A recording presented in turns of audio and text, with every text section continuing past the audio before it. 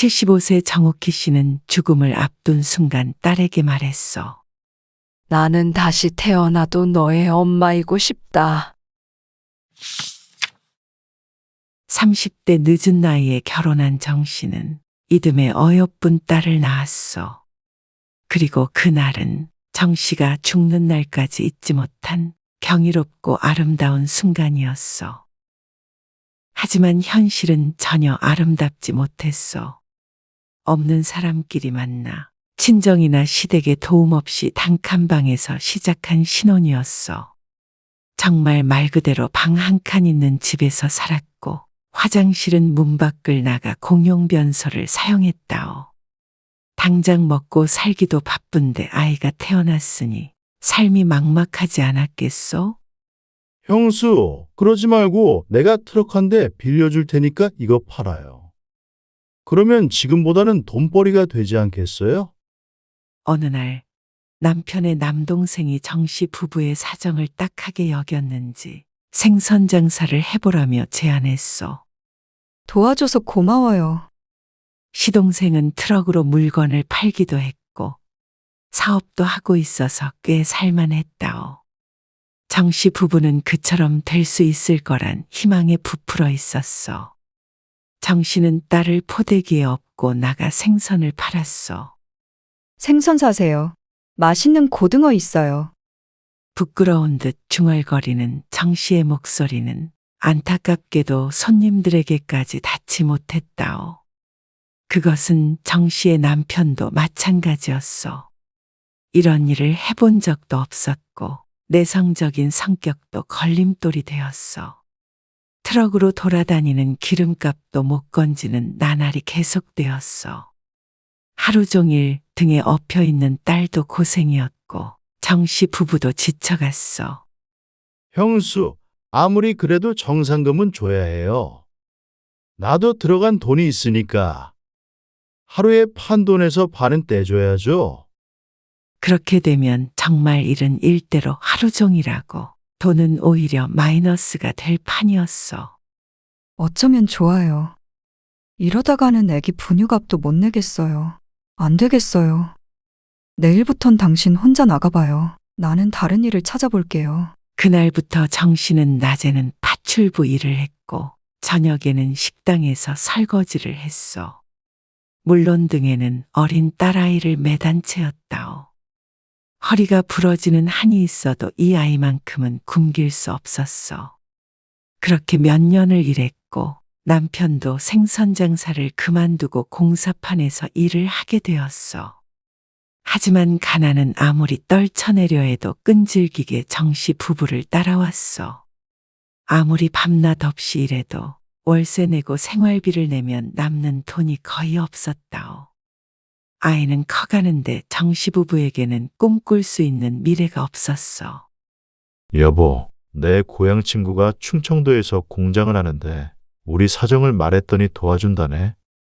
어떻게 도와줘요? 기계 하나만 사서 자기 공장으로 들어오래. 월세만 주면 되고. 그래도 나도 내 기계가 있는 사장님이 되는 거지. 당신이 그런 일을 해봤어야죠. 이래야 배우면 되지. 이 상황에서 뭔들 못하겠어. 이미 한 차례 시동생의 말을 듣고 일을 하다 실패했기 때문에 정씨는 망설여졌어. 언제까지 당신 그렇게 살 수는 없잖아. 내가 이번엔 제대로 한번 해볼게. 그 기계가 얼만데요? 그게 1억이 조금 넘어. 그 당시에 1억이면 대단한 금액이었어. 기계 살 돈이 어딨어요? 대출도 받고 친구한테도 빌리기로 했어. 금방 갚을 수 있어. 마지막 기회라고 생각하자.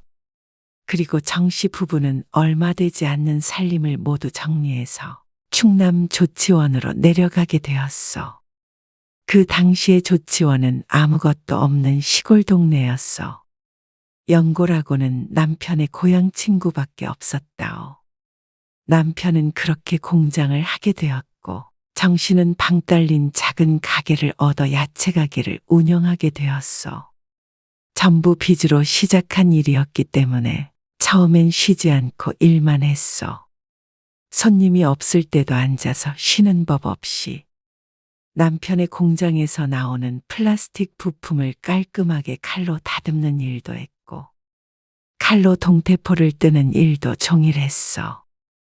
허리며 손목이며 남아나질 않았다오. 엄마, 내 친구는 피아노 학원 다닌대요. 나도 피아노 치고 싶다. 피아노? 내 친구들은 다 다닌다는데.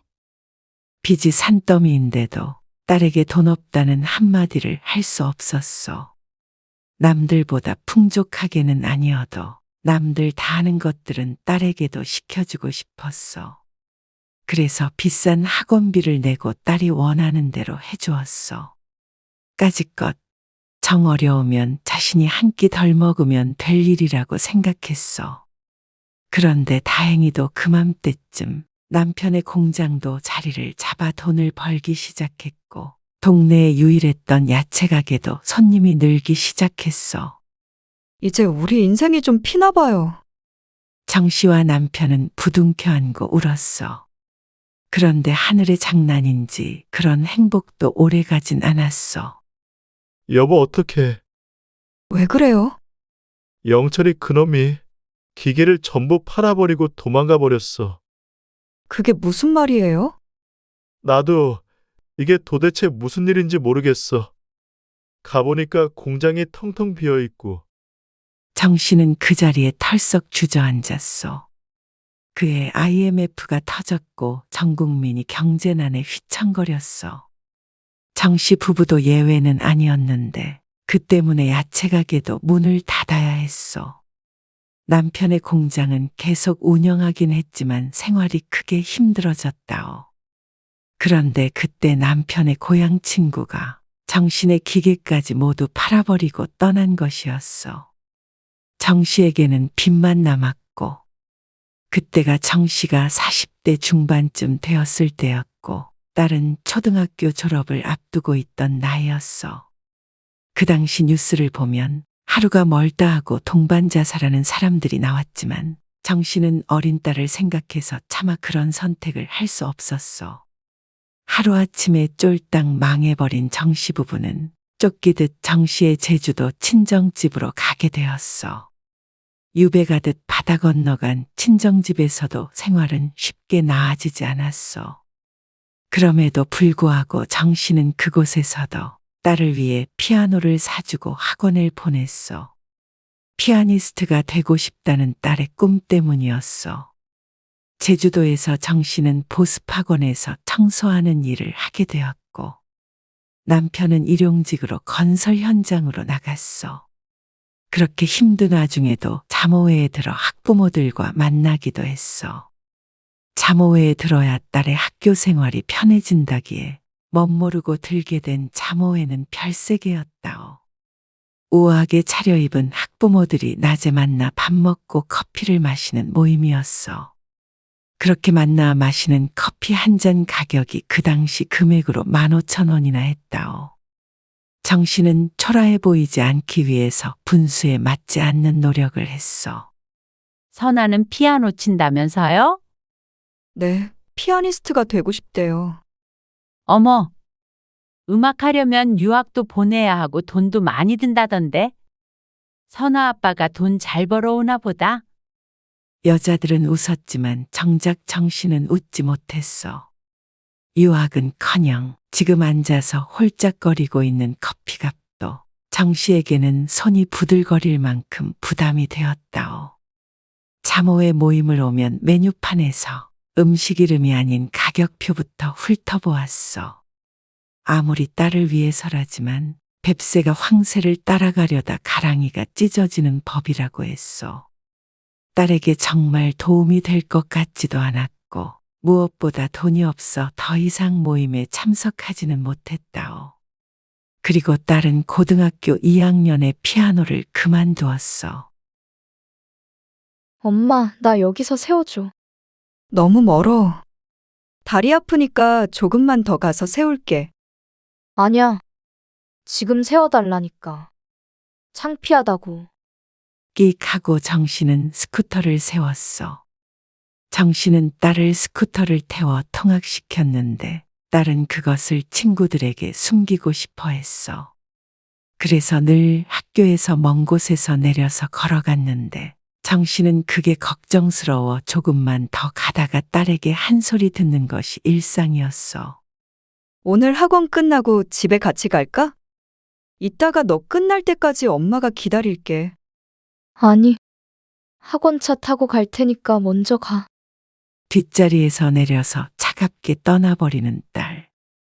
이제 딸은 가난이 무엇인지 알았어. 그리고 가난이 창피하다는 것 또한 알게 될 나이가 되었어. 어차피 가는 길인데. 그냥 가, 엄마. 그런 딸을 보는 정 씨의 마음은 말할 것도 없었어. 딸이 이러는 것은 나름의 이유가 있었어. 딸이 다니고 있는 학원은 정 씨가 청소를 하는 학원이었기 때문이요. 동네에 있는 학생들이라면 모두 다니는 가장 큰 보습 학원이었는데 정 씨가 그 학원에서 청소를 하기 때문에 직원 할인을 받아 딸은 반값으로 다니고 있었어. 보통은 아침 일찍 가서 청소를 하지만 때에 따라서는 딸이 학원에 오는 시간까지 청소를 하기도 했어. 그러다 보면 학원에서 종종 마주치게 될 때가 있었어. 2층으로 올라가는 계단 밑에 작은 창고가 있는데 그곳이 정 씨의 휴게실 같은 장소였어. 사실 청소도구를 넣어놓는 협소한 공간이기 때문에 제대로 앉아 있을 때도 없었고 그 옆이 바로 화장실이라 들락날락하는 사람도 많았어. 아침부터 하루 종일 굶은 정 씨가 숨을 돌리며 컵라면을 먹고 있었어.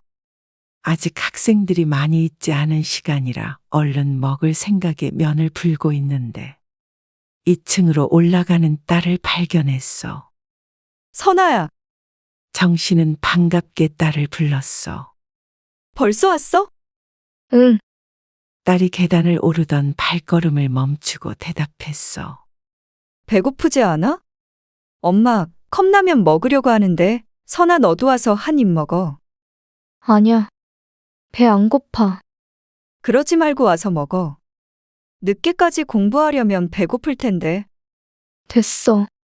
늦어서 올라갈게. 딸은 멀찍이 떨어져서 대답하다 후다닥 계단을 올라가 버렸어. 엄마가 반갑지도 않은지 딸의 표정은 못 볼 사람을 마주친 듯 경직되어 있었어. 그리고 딸의 뒤를 이어 딸의 친구가 계단을 올라가며 정 씨를 힐끔 쳐다보았다오. 친구를 보자 정 씨는 아차했어. 엄마가 자신이 다니는 학원을 청소하는 아줌마라는 게 좋지는 않을 텐데 자신이 괜히 아는 척을 했는가 보다 했어. 내가 생각이 짧았네. 그러고선 다시 컵라면을 후후 부는데 자신의 모습이 왠지 너무나도 초라하게 느껴졌어. 대걸레와 빗자루 사이에 쪼그려 앉아 라면을 입에 넣는데 왠지 모르게 울컥해서 급히 물을 들이켰어. 한 입밖에 못 먹은 라면을 더 이상 삼키지 못하고 버렸어. 아이들이 몰려오기 전에 어서 마무리를 하고 퇴근해야 했어. 그리고 그날 저녁 엄마, 아침에 창피하다고 해서 미안. 아니야. 엄마가 네 생각을 못했어. 딸은 아침에 창피하니까 멀리서 내려달라고 했던 것이 미안했나 보. 근데 엄마, 학원 청소 일은 안 하면 안 돼? 아니면 나 다른 학원 보내줘. 하루 종일 하는 일이 아니라 오후엔 또 다른 일도 할 수 있기 때문에 오랫동안 해왔던 일이었어. 또 딸의 학원비가 반값이니 여러모로 손해보는 직장은 아니었다오. 하지만 딸이 왜 그런 말을 하는지 알고 있었어. 창피했니? 내 친구들 다 거기 다녀. 애들이 물어봐. 누구냐고. 사춘기 올 나이에 당연히 그럴 수 있다고 생각했어. 사실 정 씨라고 청소일이 자랑스럽지도 않았어. 아는 사람이 본다면 자신도 창피할 것 같았다오. 그래서 딸을 이해하려 노력했어. 그리고 남편과도 오래전부터 식당을 차릴 계획을 세우고 있었기에 딸에게 선뜻 대답했어. 알았어. 조만간 그만둘 거야. 당분간 너 마주치지 않게 조심할게. 딸의 표정도 좋지 않았어. 딸이라고 엄마에게 그런 말을 하고 싶지는 않았을 것이요. 못된 딸이 아닌 어린 딸일 뿐이었어. 몇 년간 일해 모은 돈으로 남편과 함께 식당을 차렸어. 정말 이번이 마지막이라는 생각으로 이를 악물었다오. 처음에는 파리만 날리던 식당이 1년, 2년 꾸준히 영업하자 입소문이 돌아 점차 손님이 많아졌어. 큰 돈을 벌지는 못했지만 세 식구가 오순도순 먹고 살 만큼은 벌게 되었다오. 그리고 그때쯤 대학을 졸업한 딸이 정 씨에게 말했어. 엄마, 나 유학 좀 보내줘. 유학하려면 돈이 많이 들지 않니? 그래도 유학을 다녀와야 남들보다 좋은 직장에 취직할 수 있어. 지금 우리 형편이 다녀오면 엄마한테 손 안 벌려? 마지막이다 생각하고 딱 2년만 보내주면 안 돼? 나도 마음은 굴뚝 같지. 마음 같아서는 2년이고 3년이고 원하는 대로 해주고 싶었지만 1, 2천 가지고는 해결이 안 될 일 아니겠어? 선아야, 유학을 꼭 가야 하는 거니? 그러자 딸이 울며 말했어. 엄마, 내가 왜 피아노 그만뒀는지 알아? 다른 애들은 비싼 레슨 받으면서 피아노 배우는데 나는 동네 피아노 학원에 다녔어. 특별한 교육 하나도 못 받아봤는데 어떻게 음악을 해? 우리 집은 늘 가난해서 내가 할 수 있는 게 하나도 없었어. 근데 남들보다 공부가 늦어서 나 이번에도 안 가면 성공할 수가 없을 것 같아. 남부럽지 않게 키우고 싶었던 딸. 그 무엇을 희생해서라도 원하는 것은 다 들어주고 싶었어. 피아노를 치고 싶다기에 피아노를 시켜줬고, 피아노를 그만두고 공부를 하겠다기에 공부를 시켰어. 정 씨가 밥을 굶는 한이 있어도 딸이 하고 싶은 건 무엇이든 해주고 싶었다오. 늘 처지가 좋지 않았지만 딸만큼은 나처럼 살게 하지 않기 위해서, 딸에게만큼은 더 나은 삶을 주기 위해서 뼈가 바스라지게 일을 했어. 하지만 딸에겐 한없이 부족했던 것 같소. 미안하다. 그래서 피아노를 그만둔 거니? 말을 하지 그랬어. 어떻게 말해? 엄마 아빠 늘 힘들게 일하는 거 나도 알고 있어. 그래서 욕심 못 부렸어. 근데 이번에는 유학 보내줬으면 좋겠어. 그래야 우리의 가난도 끝이 날 것 같아. 딸이 하는 이야기를 가만히 듣고 있던 정 씨가 대답했어. 알았어. 엄마가 어떻게든 보내줄게. 가서 너 하고 싶은 공부해. 그러자 딸의 눈이 기쁨과 슬픔으로 범벅되었어. 결국 눈물을 떨고는 딸을 정 씨가 껴안아 토닥였다오. 그깟 유학이 뭐라고 울어. 걱정 마. 그것은 딸에게 하는 말이었지만 동시에 정 씨 스스로에게 하는 다짐과도 같았어. 그렇게 딸은 캐나다로 떠났고 5년간 돌아오지 않았어. 그동안의 뒷바라지는 전부 정 씨 부부의 몫이었다오. 처음엔 힘든 줄도 몰랐다오. 하지만 점점 나이 들어가고 평생 혹사당한 몸은 삐그덕대기 시작했어. 하지만 비가 오나 눈이 오나 식당 문을 열었고 아무리 아파도 정 씨의 친정엄마가 쓰러졌어도 식당에 나가 일을 했소. 그래야 빠듯하게 딸의 유학 자금을 댈 수 있었소. 그리고 그들에게는 아직 다 갚지 못한 빚도 여전히 남아 있었고 말이요. 정 씨는 오로지 딸에게 다른 삶을 주고 싶다는 생각만 하고 살았어. 그렇게 시간이 흘러 딸이 돌아왔고 바람처럼 좋은 곳에 취직을 하게 되었어. 이제 내가 벌어서 집안의 보탬이 될게. 그렇게 말하는 딸을 보니 지난날을 보상받는 기분이었어. 이렇게 잘 커준 딸만 보아도 세상의 모든 것을 얻은 듯 했다오. 그러던 어느 날이었어. 엄마, 나 결혼하려고 해. 뜬금없이 말하는 딸을 보며 정 씨는 눈을 휘둥그레 떴어. 결혼하고 싶은 사람이 생겼어. 갑자기 결혼을 하겠다는 딸. 그동안 만나는 사람이 있다는 것은 알았지만 이렇게 서둘러 결혼 선언을 할 줄은 몰랐다오. 정 씨는 서운한 마음이 들었어. 오랫동안 유학을 다녀온 딸 때문에 떨어져 있는 세월이 길었는데 이제는 완전히 제 품을 떠난다는 말이었어. 좀 더 함께 같이 있을 줄 알았는데 너무나 갑작스러운 딸의 독립이었어. 하지만 무슨 이유로 반대를 하겠어. 얼마 안 되어 딸은 시집을 갔고 시간이 흘러 저처럼 예쁜 딸을 낳았어. 손녀를 보고 나니 세월이 실감이 갔어. 이제는 정 씨도 70세가 넘었고 딸도 결코 적지 않은 나이가 되었어. 품에 안겨 응애응애 울던 갓난아기가 이렇게나 컸다오. 하루도 쉬지 않고 열심히 살았으니 이제는 조금 쉬어도 되지 않나 하는 생각이 들었어. 그러다 정 씨는 몸이 좋지 않아 병원에 들렀다가 청천벽력 같은 소리를 듣게 되었어. 정 씨는 위암 3기 진단을 받았어. 하늘이 야속했어.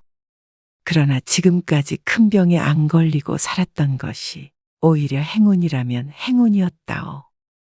70대 중반까지 정 씨처럼 몸을 혹사하며 일하는 사람이 아프지 않는 것이 이상한 것 아니겠소?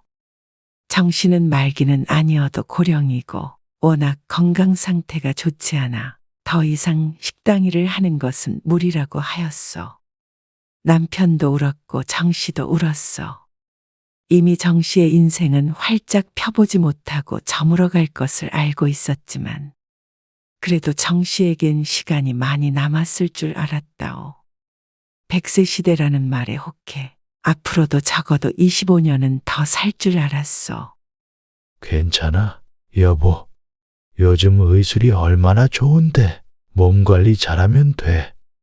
하지만 상황은 그리 희망적으로 보이진 않았어. 남편의 말도 위로가 되지 않았다오. 눈 한 번 깜빡한 것 같은데 벌써 정 씨는 노인이 되어 있었고 병에 걸려 있었어. 하지만 시간은 활시위를 떠나 멀리 날아가고 있었고 곧 목적지에 도착할 듯 했어. 당신 나을 때까지는 식당 문 닫고 건강 회복에만 신경 씁시다. 정 씨는 고개를 끄덕였어. 자신이 위암에 걸렸다는 사실을 받아들이기까지는 시간이 좀 걸렸어. 그리고 이윽고 정신을 차렸을 때 이 사실을 딸에게 어떻게 말해야 하나 고민을 했어. 때마침 딸에게서 곧 찾아오겠다는 연락을 받았다오. 밥은 먹었니? 응, 먹었지. 왜 혼자 와? 지영이는 어쩌고? 엄마한테 할 말이 있어서 애 아빠한테 맡기고 왔지.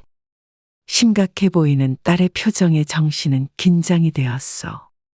혹시나 자신이 아프단 사실을 남편이 미리 말했나 했어. 선아야, 사실 내가 정 씨가 입을 떼는데 그보다도 먼저 딸이 말을 내뱉었어. 엄마, 우리 지영이가 많이 아프대. 정 씨는 하려던 말을 멈출 수밖에 없었어. 얼마 전에 병원에서 최종 진단 받았어. 어디가 얼마나 아프길래 그래? 흐느끼는 딸을 다그쳤어. 손녀딸인 지영이가 난치병에 걸렸다는 것이었어. 그게 무슨 말이냐? 왜 우리 지영이가? 나도 몰라 왜 하필이면 내 딸한테 이런 일이 생겼는지. 정 씨는 그야말로 망연자실하여 어떤 말도 할 수가 없었어. 마음이 미어지는 듯 했어. 아픈 손녀딸도 걱정이 되었고 그 때문에 슬퍼하는 딸을 보는 것도 괴로웠어. 그래서 그런 딸에게 차마 자신도 병에 걸렸다는 사실을 털어놓지 못했어. 딸은 한참을 울다가 돌아갔어. 정 씨는 오랜 시간 고민하며 앉아있다가 남편에게 말했어. 여보, 아무래도 우리가 좀 더 일을 해야겠어요. 우리 손녀 치료비가 많이 든다네. 그걸 왜 당신이 벌어야 하는데? 요즘 선아네 사정이 좋지 않대. 근데 애까지 아프니까 어찌해야 할 줄을 모르더라고. 당신도 환자야. 선아한테 당신 아프다고 말은 했어. 내가 어떻게 말해요? 딸이 아프다는데 엄마까지 아프다고 하면 애 심정이 어떻겠냐고요? 남편은 계속해서 한숨을 쉬었지만 정씨를 말리지는 못했어. 딸이 치료비를 보태달라고 하지는 않았지만 정씨는 가만히 있을 수가 없었어. 나야 금방 갈 사람이지만 우리 애들은 아니잖아요. 그런다고 선아가 알아줘? 자식이 알아줘야 부모인가. 내 새끼니까 내가 품에 안고 싶은 거지. 그렇게 정씨는 자신의 건강은 뒤로 한 채 일을 했어. 손녀 병원비에 보태라며 딸에게 돈을 붙였더니 딸은 화를 내며 사양했다오. 하지만 상황이 상황인지라 울며 그 돈을 받았어. 정씨는 오히려 마음이 편했어. 정씨도 그동안 치료를 안 받은 것은 아니요. 하지만 제대로 쉬질 못하는 몸은 빠르게 쇠약해졌어. 남편은 발을 동동 굴렀지만 정씨의 고집을 꺾을 순 없었다오. 그러던 어느 날 솥단지를 옮기던 정씨가 정신을 잃고 고꾸라졌어. 그리고는 한참을 눈을 뜨지 못했어. 구급차에 실려가면서도 자신이 없으면 장사를 못할 텐데 하는 걱정을 했다오. 그리고 정씨는 다음날 병원에서 눈을 떴어. 눈 뜨자마자 보인 것은 딸 선아였어. 정씨가 눈을 깜빡거리자 정씨를 보고 있던 딸이 말했어. 엄마, 그때 기억나? 나 고등학교 때 학원에서 마주쳤잖아. 엄마 창고에서 라면 먹고 있었지. 사실 정씨는 그날의 일이 희미했어. 그런 일이 있었나 하고 겨우 떠올릴 수 있는 정도였어. 나는 살면서 늘 그때 일이 떠올랐어.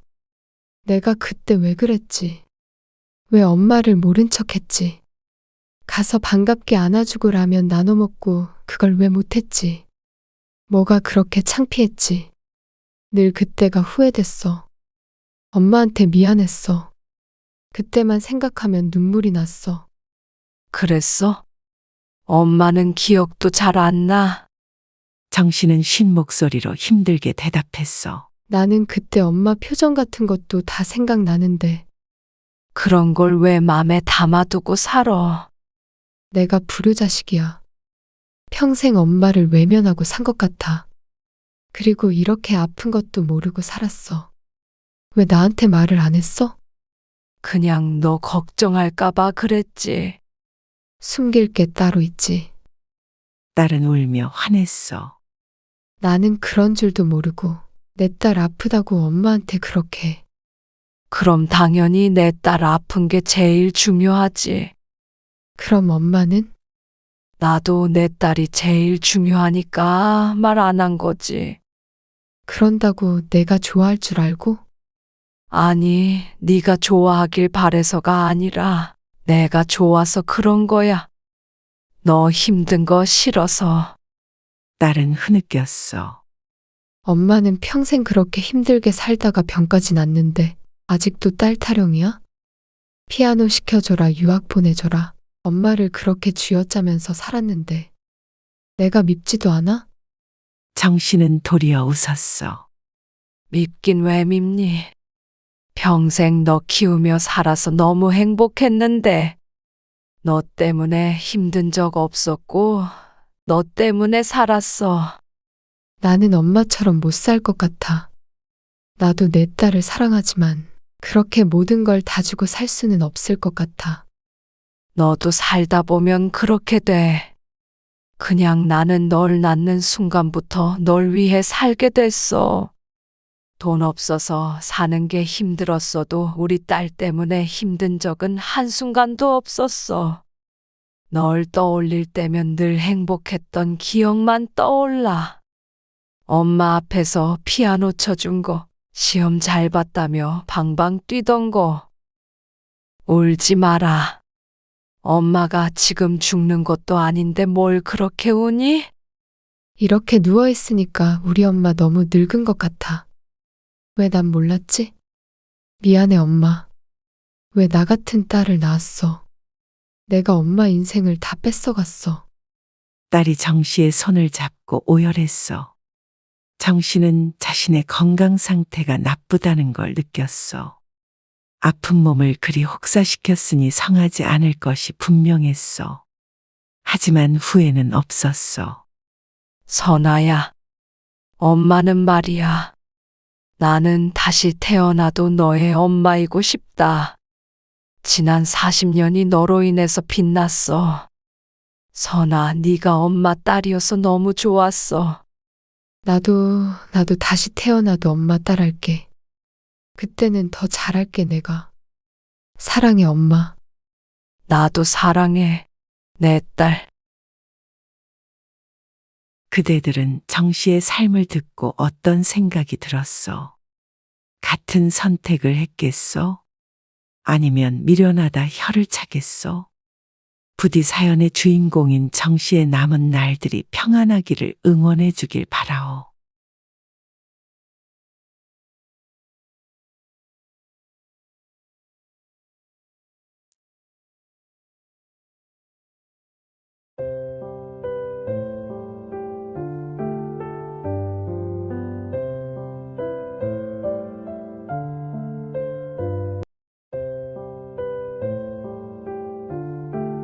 엄마, 나이도 있는데 사람들이 노망 났다고 그래요.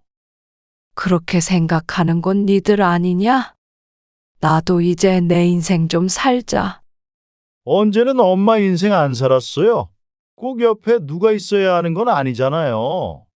지금까지도 혼자 잘 사셨잖아요. 앞으로 얼마나 남았다고 재혼이에요.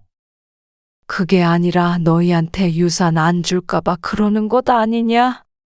그리고 내가 내일 죽니? 꼭 어서 죽고 돈 내놔라 하는 것 같네. 엄마, 왜 말을 그렇게 해? 우리가 꼭 나쁜 자식들 같네. 어쩌다 이런 대화가 오고 가게 된 것일까? 할머니 고 씨는 생각했어. 70세 나이에 아들, 딸의 말처럼 어쩌면 살 날이 얼마 안 남았을 수도 있는 나이에 남들처럼 평범하게 살아갈 순 없는 것일까? 아니, 이 나이에 재혼을 한다는 것이 평범하지 않다는데, 그러면 이 나이엔 아무것도 하지 못하는 것이 오히려 평범한 것일까? 이야기의 시작은 1년 전으로 거슬러 올라가야 하오.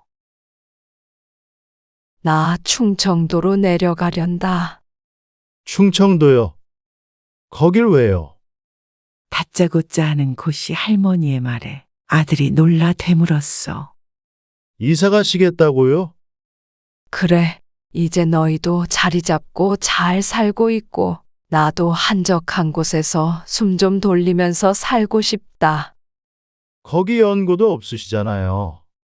고씨의 고향은 서울이었고 70세가 된 지금까지 한 번도 서울을 떠나 살아본 적이 없었어. 그러니 아들이 의아하게 생각하는 수밖에. 충청도 어디로 가시게요? 태안이 좋은 것 같더라. 바다도 있고. 근데 엄마가 어떻게 시골에서 사세요? 괜히 갔다가 고생만 하시지. TV도 안 보셨어요? 왜 못 살아? 거기도 있을 거 다 있더라. 그리고 병원이랑 시장만 있으면 됐지. 서울은 복잡해서 싫다. 아들은 고씨가 정말로 이사를 갈 것이라는 생각을 안 하는 듯 웃고 말았어. 어디서 살지도 대충 알아봐 놨어. 그럼 이 집은요? 고씨는 20년 전에 남편이 죽은 뒤에 이 집에서 아들, 딸 졸업시키고 시집장가도 보냈고 쭉 이 집에서 혼자 살고 있었어. 이 집에서 산 세월이 30년 가까이 되었어. 사실 얼마 전에 집을 내놔봤는데 살 사람이 나타나서 계약서도 써놨다. 그제서야 고씨가 진심인 것을 안 아들이 눈을 크게 뜨고 물었어.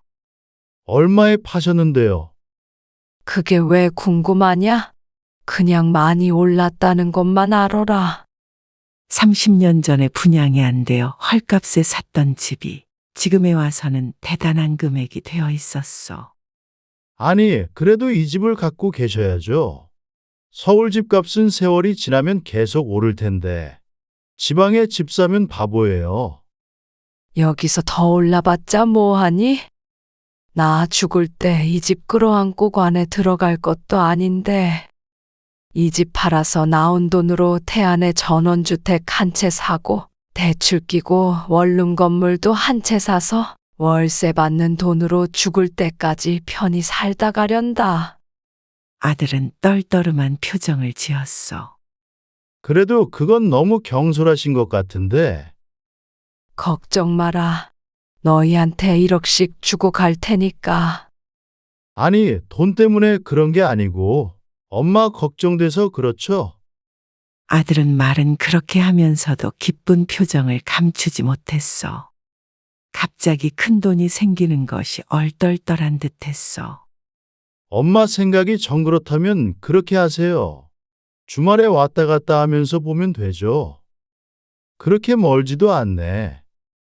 그렇게 고씨는 평생 살던 서울을 떠나 태안으로 가게 되었어. 바닷가 근처에 아기자기한 텃밭이 있고 정원도 있는 그런 집이었어. 고씨가 평생 꿈에 그리던 집을 갖게 된 것이었다오. 다만 남편이나 아이들과 함께 온 것이 아닌 자신 혼자만 꿈을 이루게 되었지만 말이요. 베란다를 열면 늘 바퀴 굴러가는 소리, 경적 소리, 사람들의 고함 소리만 들려왔었는데 이곳에서는 새소리, 바람소리, 파도 소리가 들려왔어.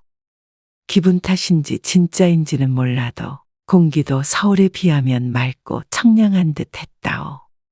처음 해보는 전원 생활은 무척 만족스러웠어. 물론 처음 한 달간은 말이요. 제가 그럴 거라고 말씀드렸죠? 이런데 내려와 살면 옆집하고 농사 지은 채소도 바꿔 먹고 그럴 줄 알았지. 옛날 같지 않아서 요즘에 그런 게 어딨겠어요. 너희는 언제 내려올래? 이번 주에는 바쁘고 다음 주나 다다음 주쯤에 한번 내려갈게요. 마당에 나가서 텃밭을 들여다보고 꽃에 물도 주고 잡초도 뽑고 하면 오전 시간이 지나가 있는데 문제는 오후부터는 할 일이 전혀 없다는 것이었어. TV를 보는 것도 하루 이틀이지 아는 사람 하나 없는 곳에서 지내는 것이 이리도 심심한 일인 줄은 몰랐다오. 그러지 말고 마을 사람들하고 좀 어울려봐. 예, 옆집 사는 사람은 인천 사람이라더라. 주말에만 가끔 와서 얼굴 보기도 힘들고. 그런 사람들 말고 거기 주민들이랑 어울려야지. 노인정 같은 데 가보는 게 어때? 노인정? 그런데 가는 건 좀 그렇지 않니? 그래야 친구도 사귀고 하지. 생각해보마. 하지만 다음 주가 되어도 다다음 주가 되어도 아들이나 딸은 바쁘다고 내려오질 않았고 고씨는 아들 말대로 노인정에 방문하게 되었다오. 마을 입구에 있는 노인정은 시설도 깔끔하고 바다가 보이는 곳이었어. 남들은 마을 발전기금 때문에 이웃들과 갈등도 생기고 그런다는데 다행스럽게도 고씨의 마을은 그런 것이 없었고 오히려 외지에서 온 고씨에게 친절했어. 비슷한 나이대의 사람들도 많았지만 같은 마을 사람들끼리 가질 수 있는 유대감이 없었기 때문에 고씨가 마음을 탁 터놓고 친밀하게 지내기는 어려웠어. 겉도는 고씨의 생각을 바꿔준 것은 어떤 할아버지였어. 전학생이 있네. 반가워요. 김춘배라고 합니다. 고씨가 노인정을 간 지 일주일 정도 지나자 마을에 살고 있던 김씨 할아버지가 여행을 마치고 돌아왔어. 서울에서 왔다고요. 나도 고향이 서울이에요. 젊었을 때 화곡동에 살았어요. 고씨는 동양인 김씨 할아버지가 무척 반가웠다오. 저도 그 근처에서 산 적이 있어요. 김씨 할아버지는 올해 75세로 아들 둘은 다른 지방에 살고 있었고 부인과는 사별한 지 오래라고 했어. 그런 가정사도 고씨와 비슷한 점이 많았다오. 그래서 고씨와 김씨 할아버지는 빠르게 가까워졌어. 김씨 할아버지는 노인정에서도 단연 인기가 많았는데 유쾌하고 신사다운 성격 때문에 주변에 사람이 끊이질 않았다오. 김씨 할아버지 덕분에 고 씨도 노인정에 적응하고 사람들 사이에 녹아들 수 있었어. 얼른 나와요. 버스 놓치겠네. 주말엔 둘이 함께 등산을 했어. 무릎이 좋지 않아 높은 산은 못 올라가도 높지 않은 옥녀봉 정도는 정상까지 올라갔다 올 수 있었어. 김씨 할아버지가 아니었다면 혼자서는 꿈도 못 꿨을 일이요. 지금쯤 소파에 누워 TV나 보고 있지 않았겠어? 힘들면 잠깐 쉬었다 갈까요? 아니에요. 올라가서 물 한 잔 마시면 돼요. 그래도 나오니까 좋죠? 그렇네요.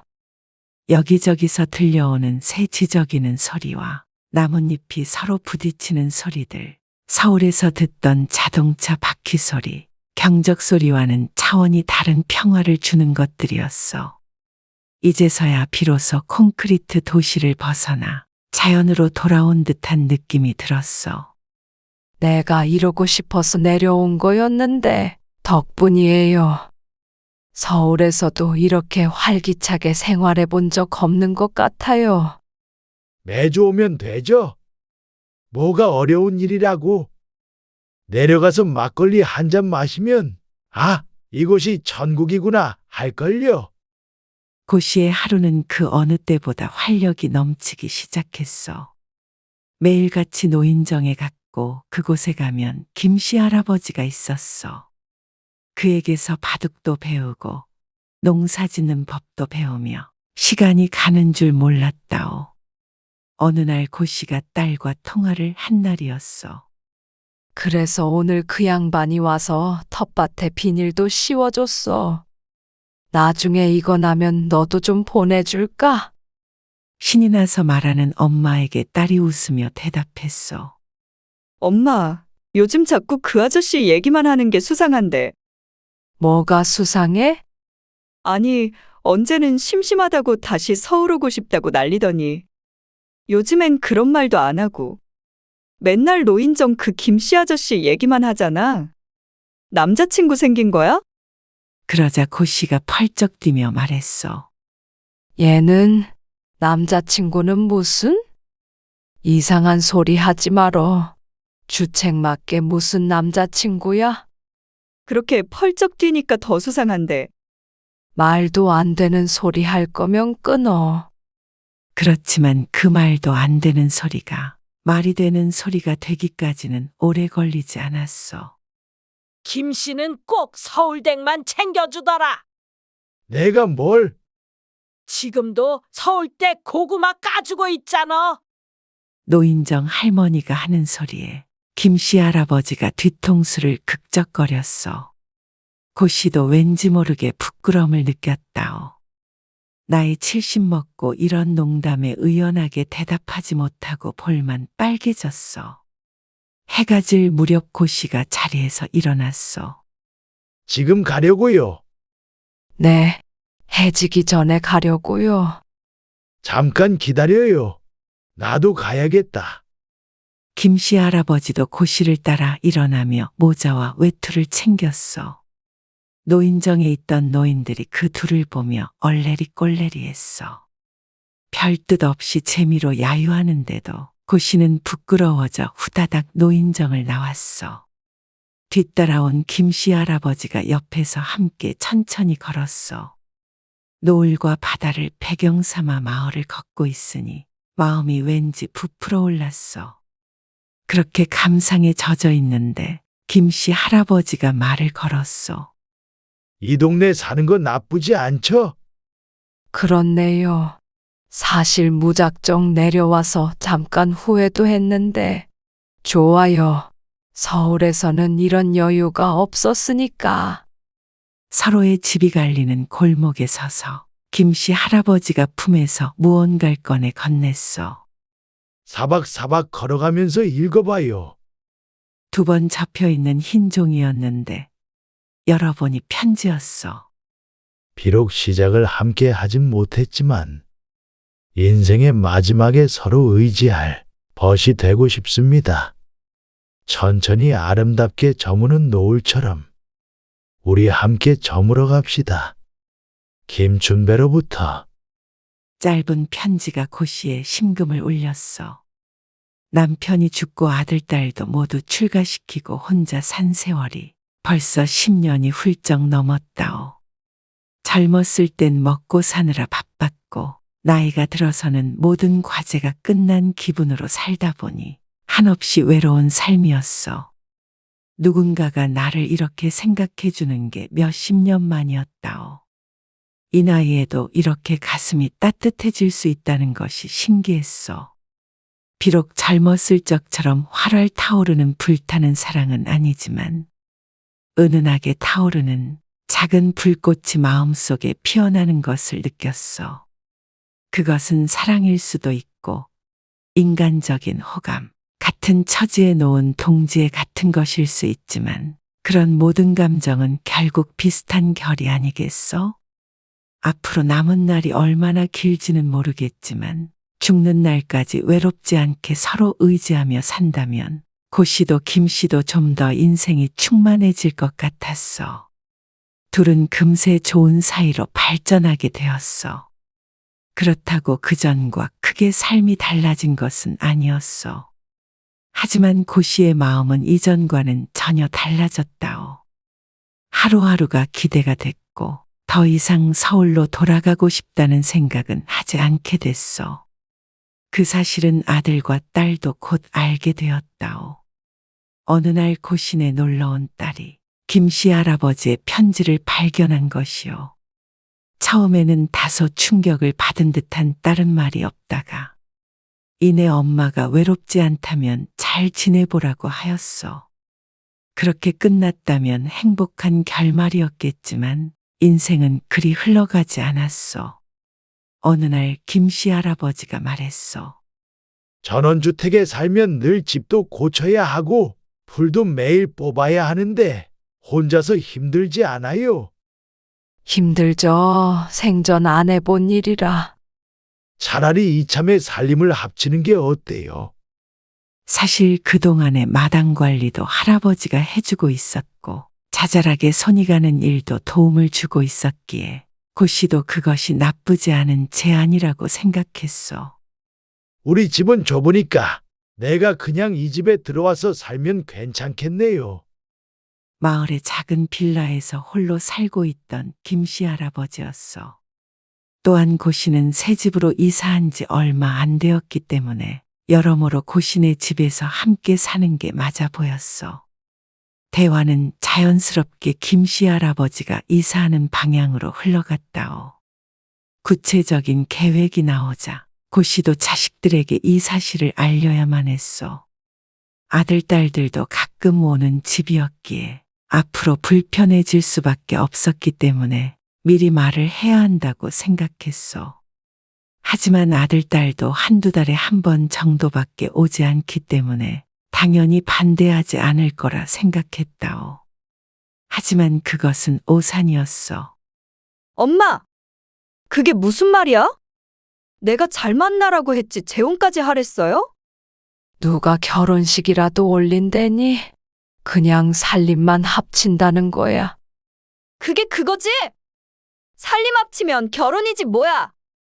딸은 고씨의 말을 듣고 노발대발했어. 귀청이 떨어지도록 소리를 질렀어. 딸이 노골적으로 반대하자 고씨는 발끈하게 됐어. 재혼 안 한다. 근데 또 재혼을 하면 또 어떻다고 그러냐? 그걸 말이라고 해? 나이를 생각해, 엄마. 주변에서 주책이라고 욕하지. 70살은 재혼하면 안 된다는 법이라도 있니? 내 나이가 어때서 그래? 혼인신고는 의논한 적도 없지만 대놓고 주책이라는 소리를 들으니 기분이 좋지 않았어. 그리고 그 할아버지 재산도 얼마 없다면서? 재혼하면 엄마만 손해지. 나이 들어서 엄마 덕 좀 보려고 그러는 거 아니야? 김씨 할아버지는 본인의 이름으로 된 빌라가 있었고 모아둔 돈과 연금, 그리고 아들들에게 받는 용돈으로 생활하고 있었는데 부자는 아니었어도 살아가는데 지장이 없을 만큼은 가지고 있었어. 누구에게 빌부터 살 만큼 힘들지도 않았단 말이요. 너 말 조심해라. 그리고 네 말대로 이 나이에 손해를 좀 보든 안 보든 그게 뭐가 그렇게 중요하냐? 재산이 뭐가 중요해? 재산을 불려야 하는 나이도 아니고. 그러자 딸이 화를 냈어. 그럼 엄마 자식들 생각은 안 해? 뜬금없이 자식들 생각은 안 하냐는 딸.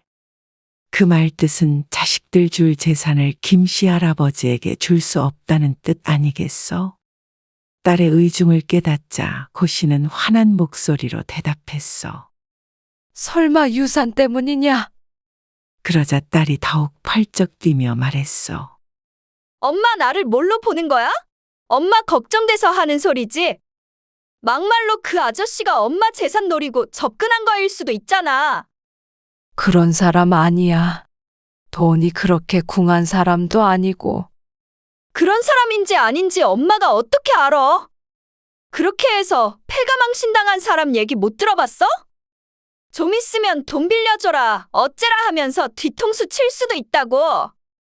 만나보지도 않고 그런 소리래. 만나고 싶지 않아. 설마 사랑이니 뭐니 그런 소리 하시는 거 아니죠? 징그러워? 그런 소리 하지 마. 고 씨는 불쾌해져서 전화를 끊어버렸어. 지들이 하는 것만 사랑인 줄 아나. 설령 그런 사랑이 아니더라도 남은 인생을 누군가와 함께 오순도순 외롭지 않게 사이좋게 지내다 가고 싶었어.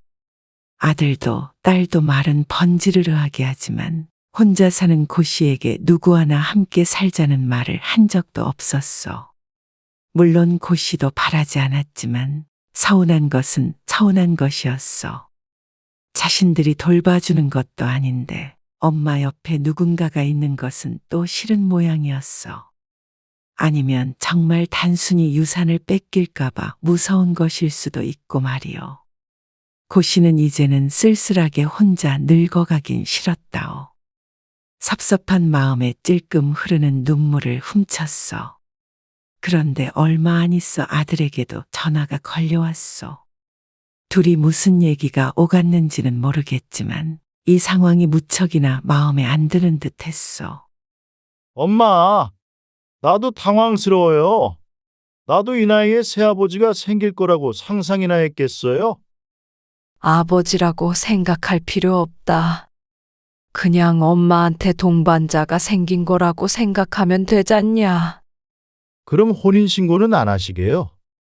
너도 그 소리니? 안 한다니까 그러네. 그리고 한다고 해도 그게 무슨 상관이야? 순진한 소리 하지 마세요. 그쪽도 자식들이 있다면서요. 혼인신고하면 그 사람들도 엄마 자식들이 되잖아요. 아들도 딸과 같은 말을 반복했어. 결국에는 재산 이야기요. 너 결혼할 때 내가 집 사주니까 뭐라 그랬냐?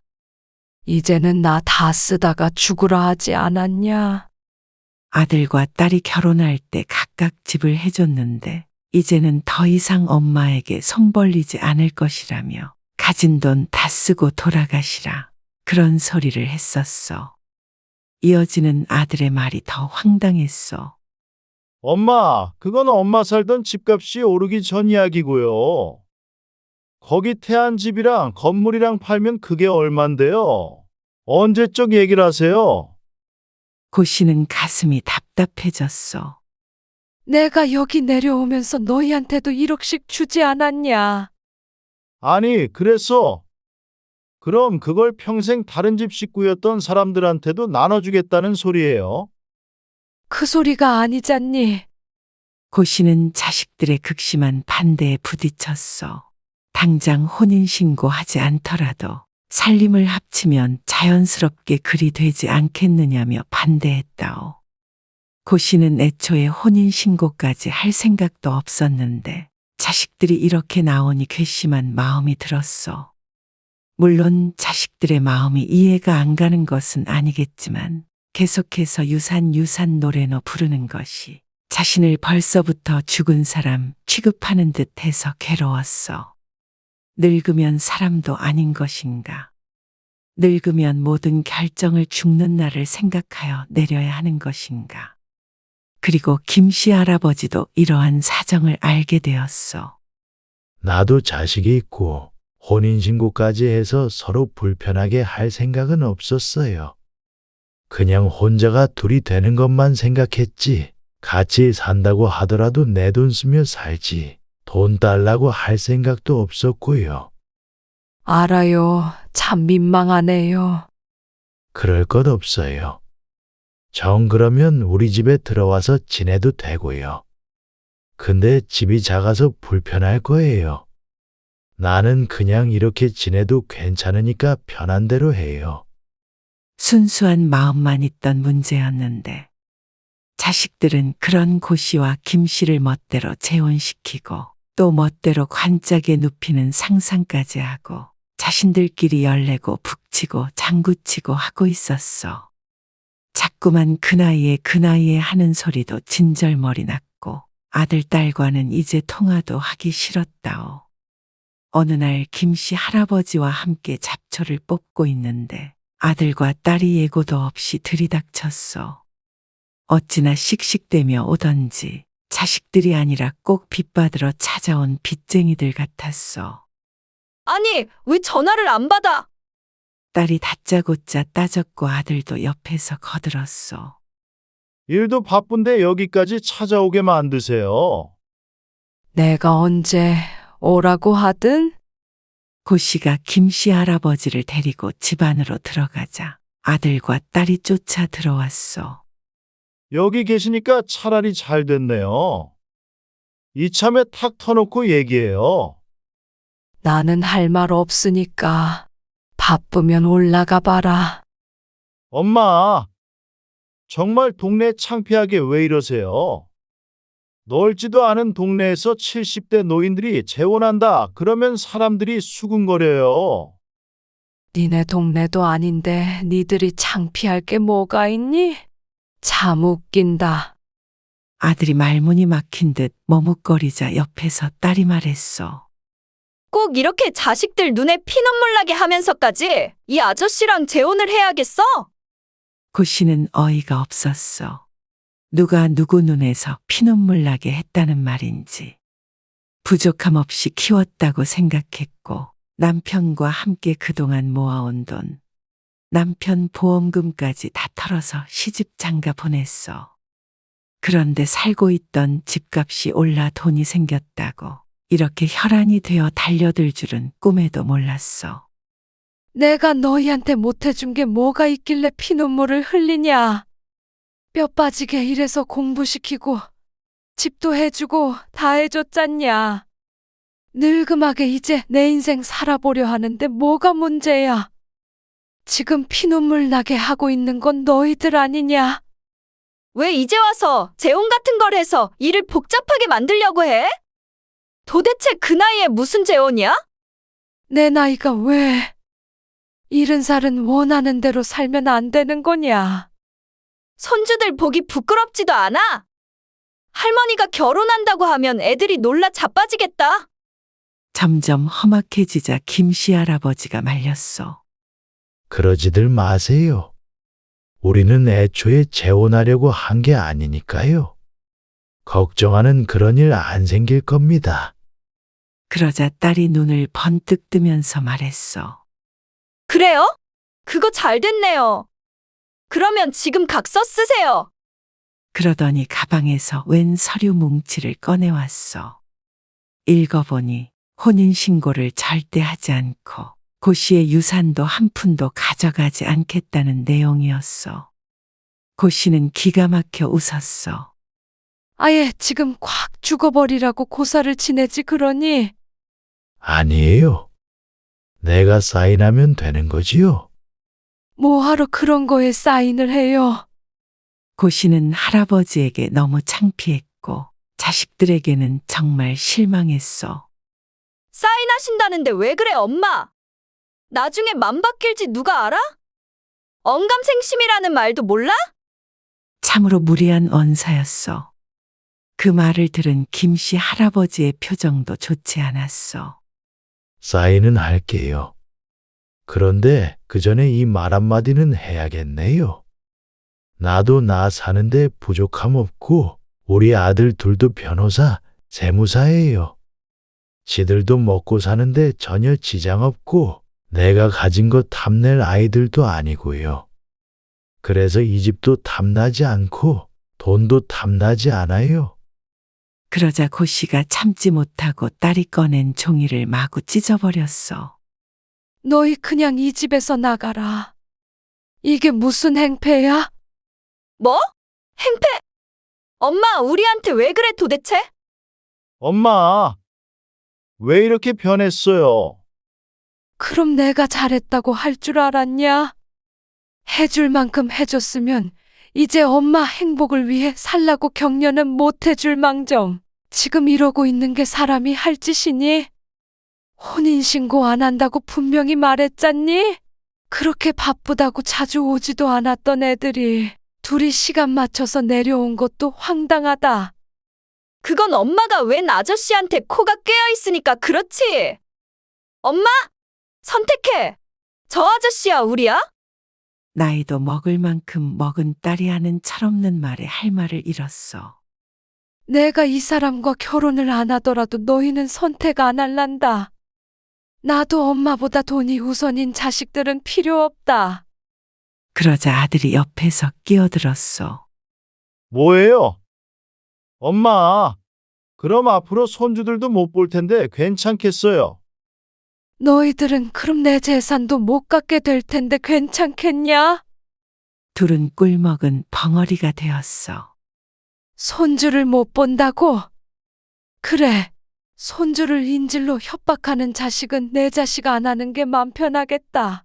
그리고 누가 들으면 내가 큰 부자라도 되는 줄 알겠다. 근데 누가 알면 창피해서 말도 못해. 어서 썩 꺼져라. 그렇게 아들과 딸을 쫓아내버렸어. 씩씩대며 쫓아냈지만 흐르는 눈물을 도저히 참을 수가 없었어. 그래도 다른 건 몰라도 사랑 주며 인성이 바른 아이들로 키웠다고 생각했는데 돈 앞에서는 장사가 없는가 보. 무조건 주기만 했더니 이제는 안 준다고 엄마를 윽박지르는 자식들이요. 그러나 저렇게 키운 건 다름 아닌 고씨 본인 아니겠어? 누굴 탓하겠어? 김씨 할아버지도 고씨의 어깨를 감싸 안으며 위로해 주었지만 할아버지의 표정도 만만치 않게 착잡해 보였어. 이 나이에 자식 또래에게 안 좋은 취급을 당하니 당연히 기분이 상할 수밖에 없었다오. 아들과 딸이 돌아간 뒤에 시름시름 앓으며 누워만 있었어. 빨리 저 세상 가게 만들어서 유산을 받을 작전이었다면 자식들이 금방 성공할 것 같았어. 그렇게 괴로워하는 고씨의 핸드폰이 띠링하고 울렸어. 딸에게서 온 문자 메시지였어. 엄마, 우리가 말이 격했는데 그런 뜻 아닌 거 알잖아. 요즘 세상이 얼마나 무서워. 근데 엄마가 그 남자한테 푹 빠져서 우리한테 필요 없다고 하니까 너무 충격적이었어. 그 아저씨가 만약에 거기에 사인 안 한다고 했으면 당연히 엄마 재산을 노리고 접근한 거잖아. 우리가 돈이 좋아서 그런 게 아니야. 그 엄마도 남은 인생 딸 자식도 안 보고 살면 마음이 편하겠어? 다시 잘 생각해봐. 그 아저씨랑 사는 게 좋은지, 손주들 보면서 우리랑 오고 가며 지내는 게 좋은지. 끝까지 자신들이 옳았다는 내용이었어. 고씨도 전화를 거는 대신에 딸에게 답장을 써내려갔어. 너희들은 꼭 내가 곧 죽을 것처럼 말하는데 엄마 아직 70살밖에 안 됐다. 아픈 데 없으니 앞으로 1, 2년 살다 죽을 것도 아닌데 나도 내가 같이 있고 싶은 사람과 하고 싶은 것 하면서 지내다가 가는 게 뭐가 그리 잘못됐냐.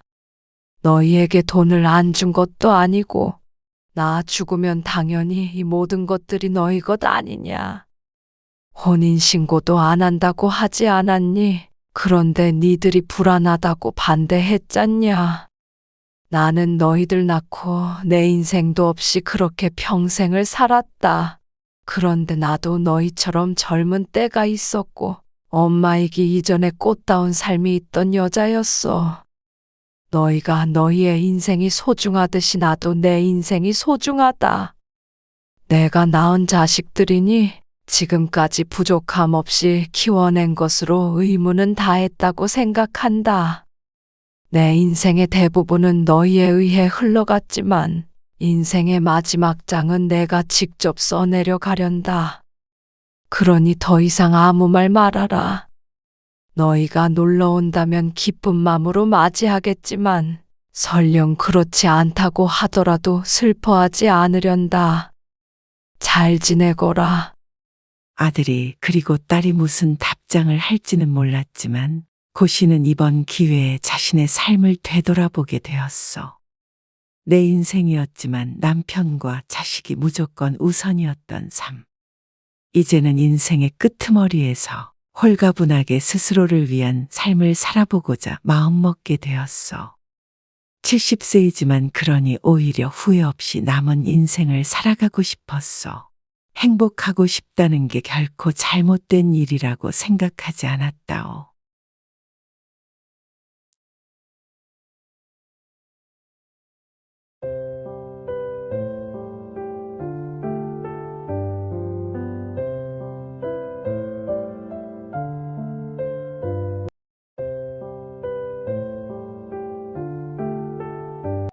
내 인연! 밤내놔라! 나를 굶겨 죽이려는 걸 다 알고 있다! 천하의 나쁜 년! 배고프다며 집안 물건들을 죄다 집어던지며 소리를 지르는 할머니는 올해 88세가 되었어.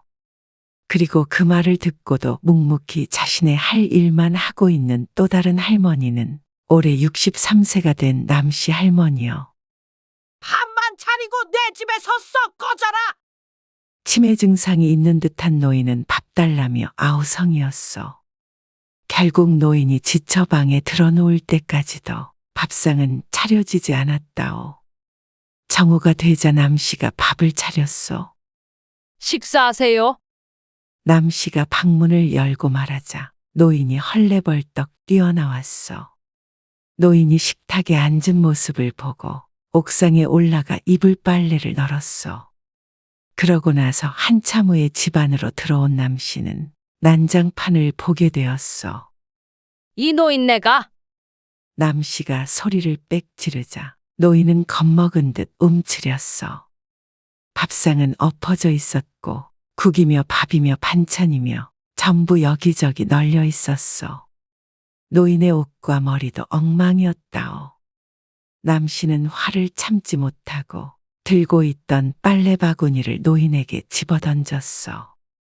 정신이 온전치 못하면 얌전하기라도 해야지. 하루라도 사람을 못 살게 굴지 않으면 입안에 가시가 돋느냐고.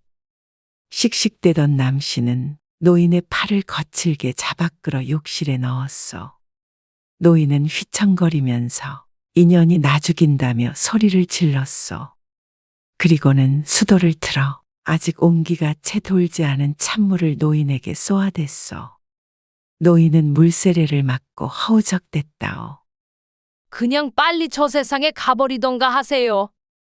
왜 나를 이렇게 못 살게 구는 거야?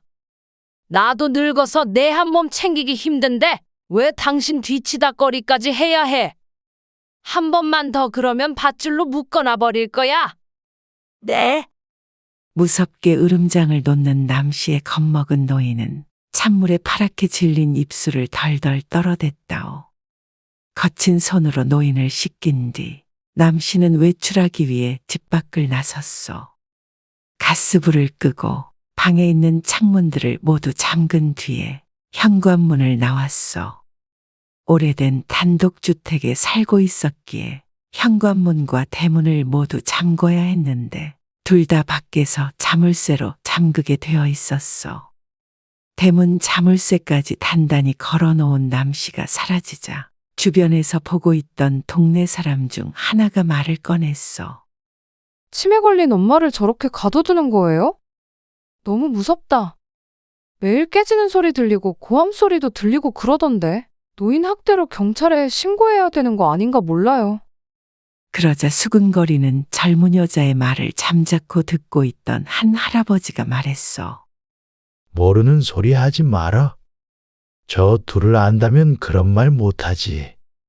저렇게 학대하는 이유가 있는 거예요? 학대라니? 저 양반이 저렇게 몇십 년 동안 혼자서 시어머니를 돌본 사람이야. 아, 친정엄마가 아니라 시어머니예요? 그래. 남편 죽고 치매 걸린 시모를 버리지 않고 데리고 사는 것만으로도 대단한 효부지. 근데 젊었을 땐 저 시모가 아주 성깔이 대단했다고. 그렇게 며느리를 못 잡아먹어서 안달이었지. 그때 있었던 이 동네 사람들이라면 모르는 사람이 없을 거야.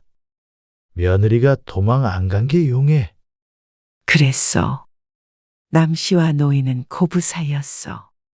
20대 초반에 시집온 남씨는 그때부터 쭉 시어머니를 모시고 살고 있었어. 약 20년 전에 남편이 죽은 뒤에도 계속 같이 살았고, 그렇게 지금에까지 이르러 둘 다 주름 가득한 노인이 되었어. 시어머니에게는 딸도 하나 있었기에 며느리와 단둘이 살고 있는 지금 모습이 이상하기도 했다오. 모든 이야기는 40년 전에 시작이 되었어. 지금의 며느리, 남씨는 22살의 남편을 만나게 되었어. 남편은 남씨보다 3살이 많았는데 직장도 좋았고 무엇보다 그 멀끔한 외모에 반하게 되었다오. 그리고 결혼할 당시에도 시어머니만 있었어. 시아버지는 남편이 어릴 적 돌아가셨고 여동생도 하나 있지만 일찍 결혼해서 출가하여 남편과 시어머니 둘만 함께 살고 있었어. 그래서 자연스럽게 남씨가 그 집에 들어가서 신혼을 시작하게 되었다오. 남씨는 좋은 아내, 좋은 며느리가 될 생각에 설렜어. 하지만 그런 꿈 같은 상상이 무너지는 데는 단 하루의 시간도 필요하지 않았어. 시어머니는 동네에서도 아주 유명한 여자였어. 나쁜 의미로 말이요. 어찌나 성질머리가 고약하고 드센지 시어머니의 이름만 나와도 모두들 고개를 절레절레 저었다오. 못되기로 소문난 시어머니가 가장 못된 순간은 남씨의 앞에서였어. 남씨는 세상 모든 시집살이란 시집살이는 다 당했다고 말해도 과언이 아니었어. 남씨의 일과는 오전 4시 30분부터 시작이 되었어. 매일 그 시간에 일어나서 아침상을 차려야 했고 남편과 시어머니가 식사를 마치고 남편이 출근한 뒤에나 찬밥을 먹을 수 있었어. 그렇게 대충 끼니를 때우면 찬장에 있는 모든 식기들을 꺼내서 닦아놓고 다시 들여놓았고 일을 안 하는 시어머니는 대부분 집에 계시기에 아침, 점심, 저녁을 모두 새로 차려서 내드려야 했어. 가끔 TV 뒤나 창틀을 손으로 훑어서 먼지가 나오는 날에는 남씨는 그날 먼지가 되도록 혼쭐이 나야 했어. 그리고 2, 3일에 한 번씩은 농에 있는 이불들을 전부 꺼내 빨아서 널어 놓아야 했는데 그것은 남씨가 임신을 하고 배가 불러왔을 때도 어김이 없었다오. 하루는 여느 때와 마찬가지로 무거운 몸을 이끌고 이불을 손수 밟아 빤 후에 옥상에 널고 있었는데 그 모습을 본 옆집 아줌마가 말을 걸었어. 새댁 그렇게 배 나와서 맨날 무슨 이불 빨래를 그렇게 해? 그러다 애 떨어져. 남씨는 멋쩍은 미소를 지으며 할 일을 마쳤고 옆집 아줌마의 말을 듣고 있던 시어머니는 다음 날부터는 남씨에게 이불 빨래를 뒷마당에서 하도록 했어. 행동거지를 어떻게 했으면 저 아줌마가 너한테 그런 소리래? 내가 널 괴롭히기라도 한단 말이냐? 그럼 그 빨래를 어른인 내가 하리? 임신했다고 유세 떠냐? 그런 거 아니에요, 어머니. 마을 사람들은 그런 시어머니를 보며 혀를 찼어. 지금 시대는 물론이거니와 그 당시에도 그 정도로 며느리를 부려먹는 집은 많지 않았다오.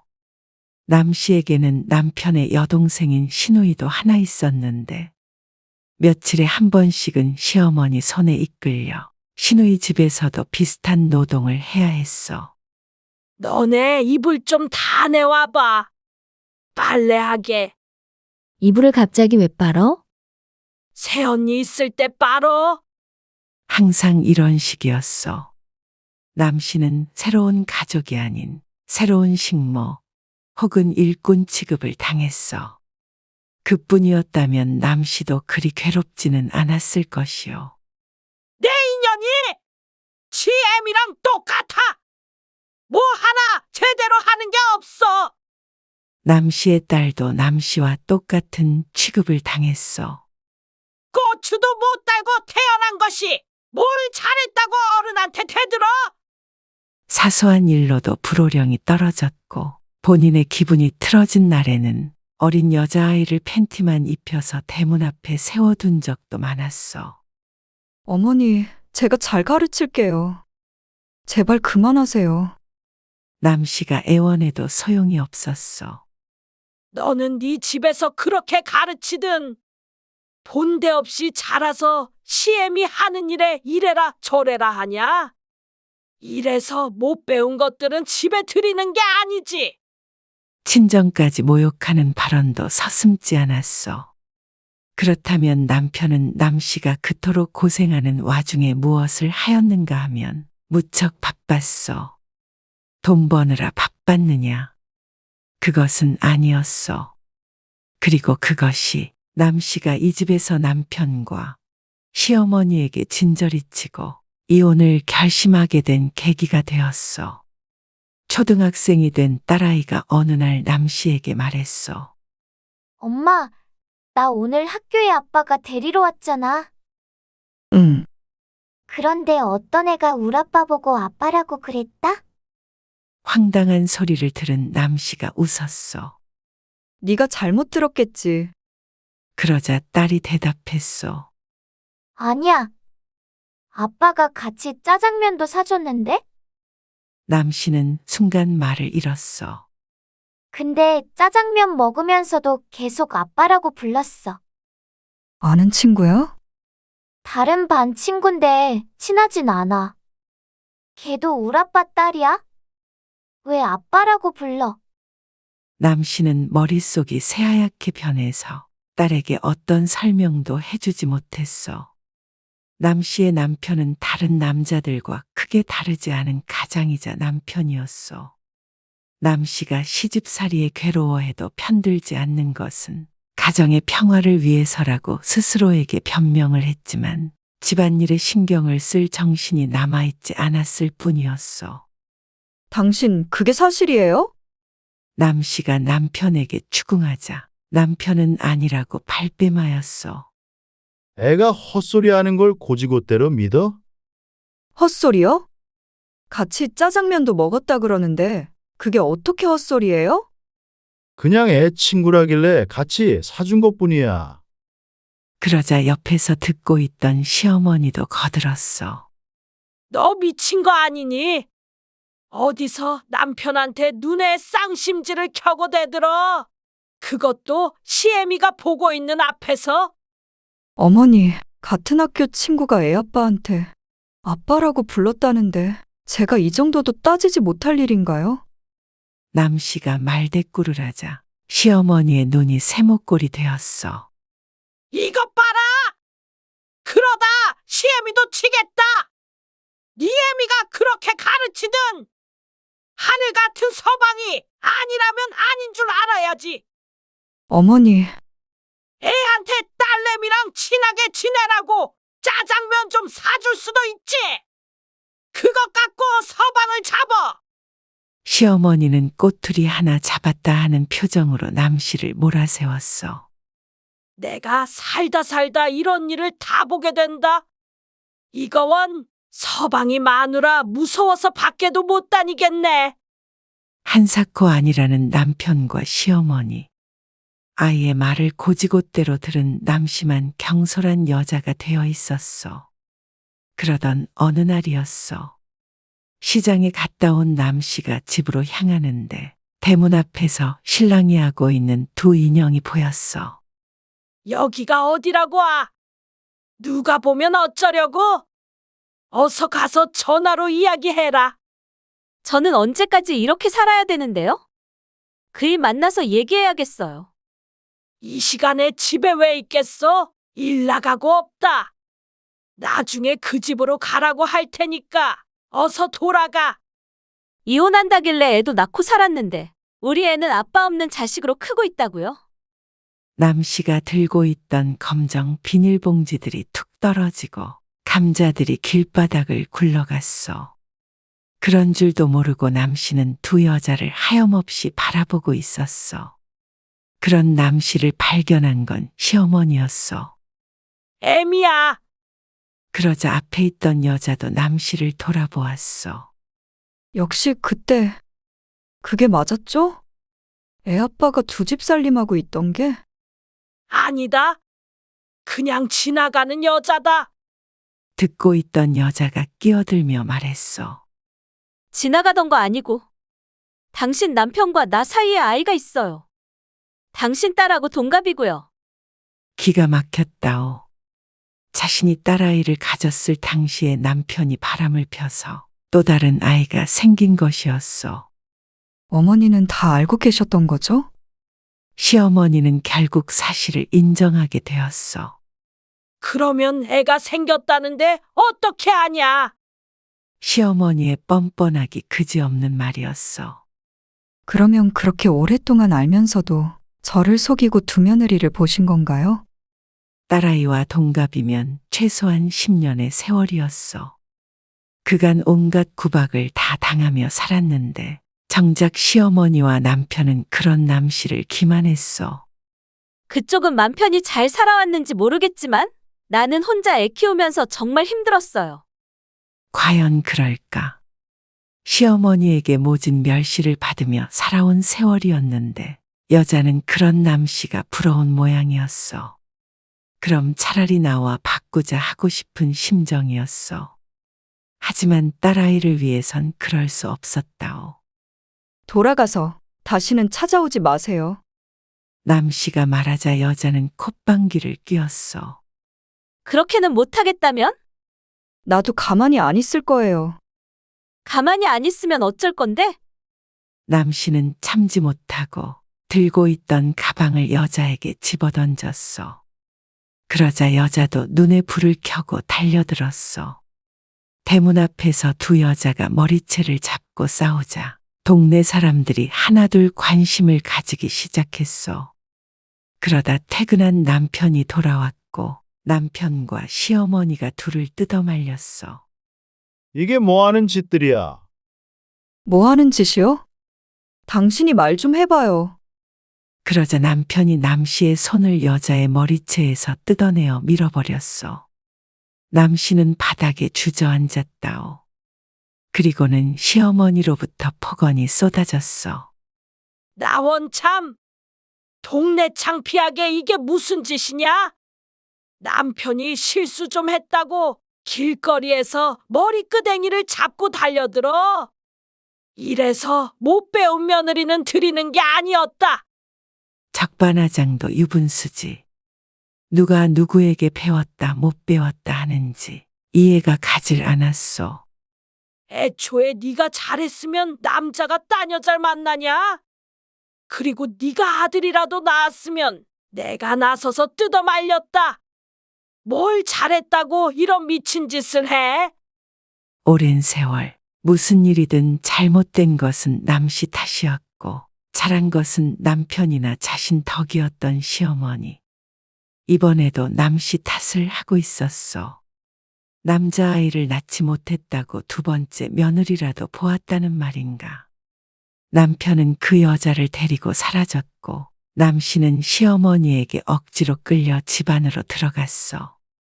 내가 이제 동네에서 얼굴을 못 들고 다니겠다. 이게 제 책임인가요? 탓하시려거든 애 아빠 탓을 하셔야죠. 감히 시애미한테 대드냐? 내가 딴 살림 차리라고 했냐? 시어머니가 혀를 차며 말했어.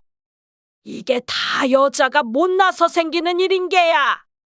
단속을 잘했어야지. 남씨는 기가 막히고 코가 막혀 할 말을 잃었어. 그래도 살기는 너랑 살고 있으니까 이제라도 서방 마음 잘 잡아봐라. 남자는 여자하기 나름이다. 끝까지 아들은 잘했고 며느리는 잘못했다는 심어. 그런 일 없을 거예요. 이혼할 거니까요. 남씨가 독하게 내뱉자 시어머니가 별 이상한 소리를 다 듣겠다는 듯이 대꾸했어. 이혼? 이혼이 무슨 장난인 줄 아냐? 잔말 말고 저녁밥이나 차려라. 그러곤 방문을 탁 닫고 들어가 버렸어. 이런 사람인 줄은 알고 있었지만 이 정도로 아나무인인 줄은 꿈에도 몰랐어. 남편과 시어머니에게는 이것이 단순한 해프닝 정도로 여겨지는 듯했어. 아이만 데리고 가방을 싸서 훌쩍 이 집을 떠나버릴 생각을 했어. 그리고 대문 앞에다 침이라도 한번 뱉어주면 속이 시원할 듯했다오. 결국 그렇게 할 수 있었느냐 묻는다면 대답은 아니요, 였어.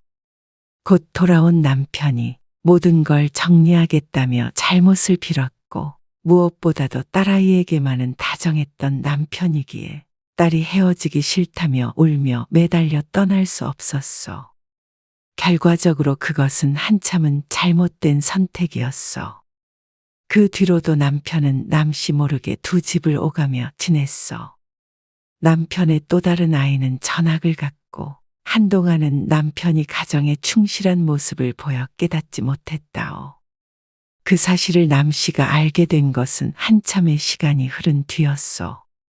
남씨의 딸 또한 커가면서 서서히 모든 사실을 깨달아갔어. 아이는 더 이상 아빠를 따르지 않았고 비정상적인 할머니에게도 질려버렸어. 그리고 어릴 적 이혼하겠다는 어머니를 말렸던 그날을 두고두고 후회했다오. 남편은 변하지 않았고 시어머니는 여전히 남씨와 손녀를 괴롭혔어. 남씨는 딸이 성인이 되는 순간 함께 그 집을 나오기로 약속했어. 그런데 운명이라는 것이 어찌 그리 남씨에게만 모진지 또다시 그 약속은 지켜지지 못했다오. 그것은 남편의 갑작스러운 죽음 때문이었어. 딸이 대학에 합격하던 해에 남편은 갑작스러운 사고로 하늘을 떠나버렸어. 또다시 그 여자에게 간 남편에게 남씨가 전화를 걸자 급하게 차를 타고 돌아오던 중 교통사고가 났어. 남편은 만취한 상태였는데 공교롭게도 남편을 친 것은 또 다른 음주운전자였어. 저와 똑같은 인간에 의해 목숨을 빼앗긴 것이 참으로 신기했어. 남씨가 그 순간 속으로 잘 죽었다 생각했다면 천벌을 받겠어? 하지만 마냥 잘 갖다 후려내야 할 수만은 없었어. 박복한 인연이 우리 집에 들어와서 내 아들을 잡아먹었구나. 네가 그때 전화만 하지 않았어도 내 아들이 술 먹고 운전할 일이 없었을 텐데. 헛소리였어. 남씨의 남편은 술 먹고 운전하기를 밥 먹듯이 하는 인간이었어. 그날 남씨가 전화를 하지 않았더라도 그 목숨은 바람 앞에 등불 같은 것이었어. 내 아들 돌려내라. 이거사. 내 아들 돌려내라 말이다. 시어머니는 한동안 정신을 차리지 못했어. 정신을 놓은 노인만 두고 딸과 떠나버릴 만큼 남씨는 매정하지 못했어. 남씨는 남편의 여동생에게 전화했어. 시어머니를 모시고 가란 소리를 했더니 돌아오는 건 냉정한 거절이었어. 시누이도 아들만 찾는 어머니와 몇 년 전 절연한 상태였다오. 몇 달의 시간이 흐르자 시어머니는 정신을 차리게 되었어. 저는 제 딸 데리고 나가겠습니다. 그러자 시어머니가 펄쩍 뛰었어. 뭐야? 서방이 없으니까 늙은 시모는 내팽개쳐버린다는 거냐? 이런 천하의 몹쓸 며느리가 다 있냐? 저는 그동안 할 만큼 했어요. 정 그러시면 둘째 며느리한테 가보시던가요. 하지만 그도 불가능한 것이었어. 남편이 죽자 그 앞으로 된 재산 일부를 상속받아 떠난 지 오래였어. 네가 어떻게 나한테 이럴 수 있냐? 그동안 우리가 함께 살아온 세월이 얼만데 아들 일은 노인이 딱하지도 않냐? 그리고 어차피 지금 살고 있는 이 집도 내 아들 거 아니냐? 난 아무 데도 못 간다. 어머니한테 나가라고 안 해요. 저도 아무것도 필요 없고 그냥 제가 나갈게요.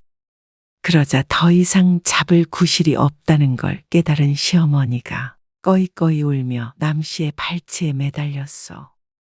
애미야, 내가 그동안 서운하게 한 게 있으면 다 잊어라. 넌 서방 잃고 난 아들을 잃었는데 우리가 의지해서 살아야 하지 않겠냐?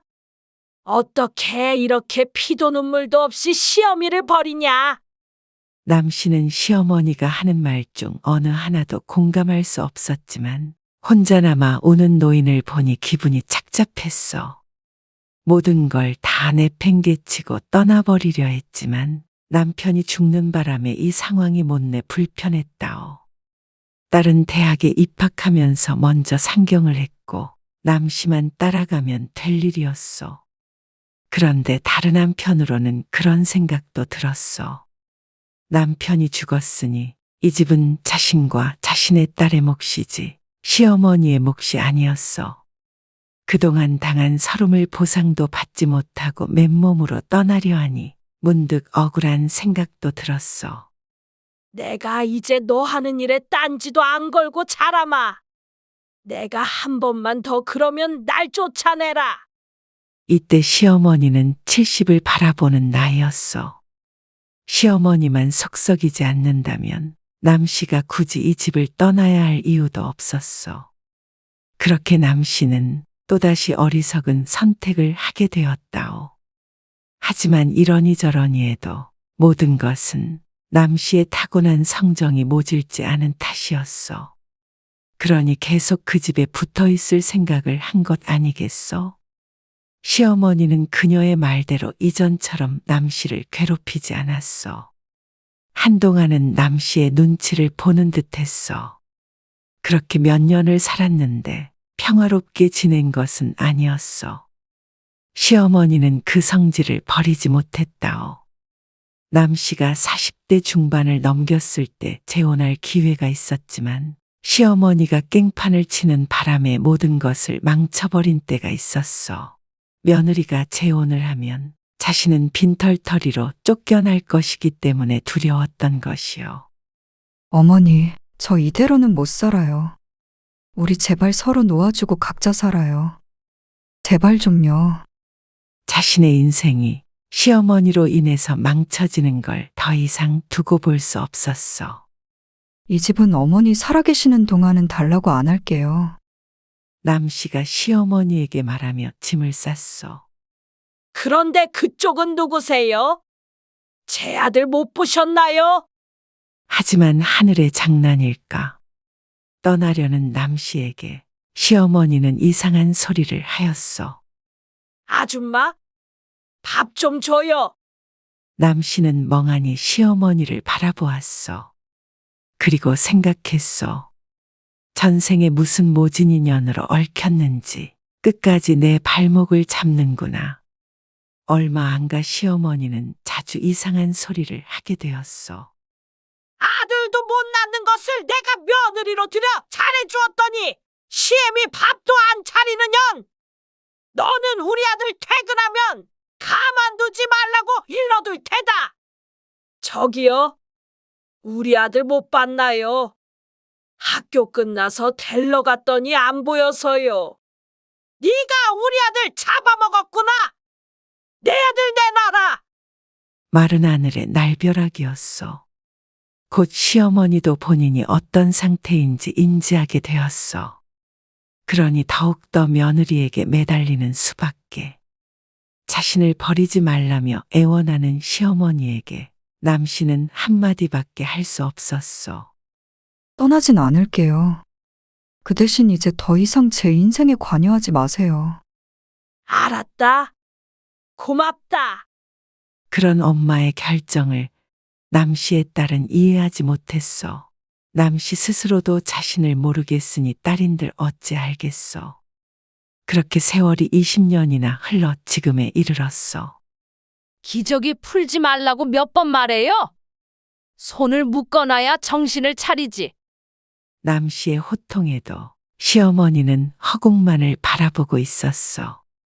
또 한 번 똥칠하면 화장실에 가둬 버릴 테니까 잘 들어요. 시어머니는 남씨가 잡아 끄는 대로 이리저리 휘둘렸어. 기저귀를 채우는 손에는 자비가 없었다오. 사고를 친 날에는 가끔 밥을 굶기기도 했고, 몸부림을 치면 노인을 내복만 입혀 잠시 마당으로 쫓아내기도 했어. 마을 사람들도 그런 남씨와 시어머니를 알고 있었다오. 어떤 이는 시어머니를 학대한다며 혀를 차기도 했지만 지난 20년간 똥기저귀 갈며 시어머니를 돌본 남씨에게 감히 누가 돌을 던질 수 있겠어. 대부분은 남씨를 욕하는 대신 효부라며 엄지를 치켜 세웠어. 요양원에도 보내지 않고 치매 환자를 직접 돌보는 것은 친부모라도 힘든 일임을 모두 알고 있으니 말이요. 사실 남씨라고 그 생각을 안 해본 것도 아니요. 차라리 요양원에 보내버리고 살면 마음이 편할까. 그런 시모는 정신을 완전히 놓기 전 눈물을 흘리며 남씨에게 말했어.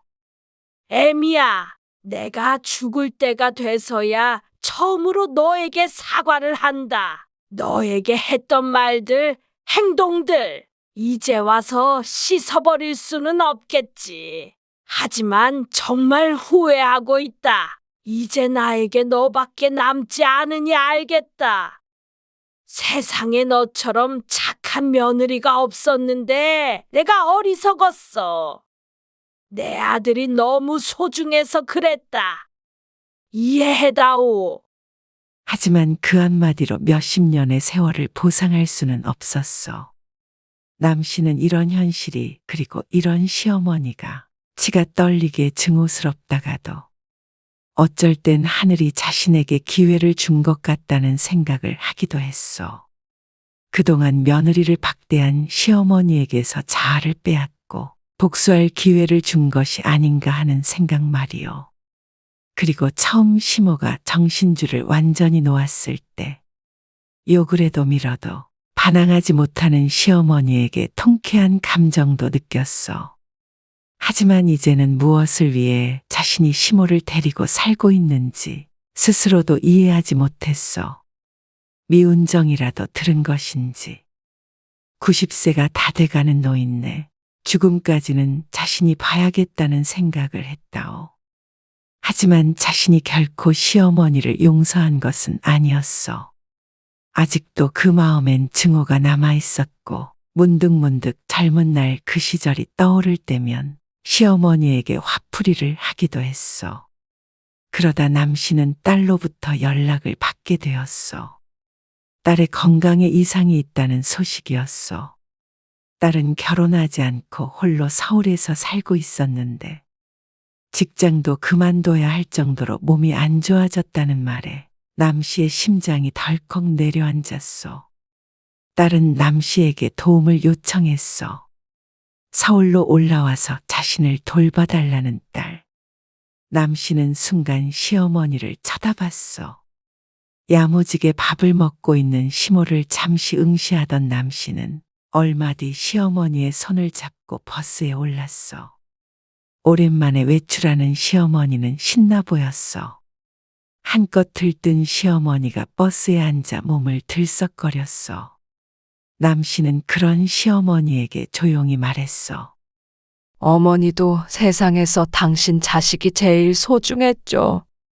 그래서 평생을 날 못 잡아먹어 안달이었겠죠. 그런데 저도 마찬가지예요. 나도 내 딸이 소중해서 어머니를 버리러 가요. 하나밖에 없는 당신 아들도 하지 않았던 효도 내가 이 정도로 했으면 할 도리는 다 했다고 생각해요. 누구도 나를 손가락질할 수 없어요. 아가씨가 어머니를 모실지 아니면 요양원에 보낼지는 모르겠지만 나는 이제 신경 안 쓰고 살 거예요. 만약 어머니가 버려진데도 평생 저를 괴롭힌 벌을 받는다고 생각하셔요. 그 집도 이제 팔아버릴 거고요. 그러면 다시는 어머니 보는 일 없을 테지요. 어머니 마지막 가는 길은 내가 못 봐줍니다. 그 정도로 평생 지긋지긋하게 보며 살았으면 충분하잖아요. 이제 놔줄 때도 됐지요. 시어머니는 무슨 말인지도 모르지만 어떤 불안함을 느꼈는지 남씨의 손을 꼭 잡아왔어. 남씨는 버스에서 내려 신우이 집 앞에 섰어. 그리고 신우이에게 전화를 걸었어. 나예요. 어머니 대문 앞에 두고 갑니다. 집에 있는 거 알고 있으니 나와서 데리고 가세요. 그리고 다시는 절 찾지 마세요. 신우이가 무슨 말을 하기도 전에 남씨는 전화를 끊어버렸어. 그리고는 꼭 붙잡은 시어머니의 손을 뿌리쳤어. 시어머니가 남씨를 붙잡았지만 남씨는 끝내 밀어냈다오. 이어 대문 소리가 들렸고 남씨는 한 번 시어머니를 뒤돌아본 뒤에 사라졌다오.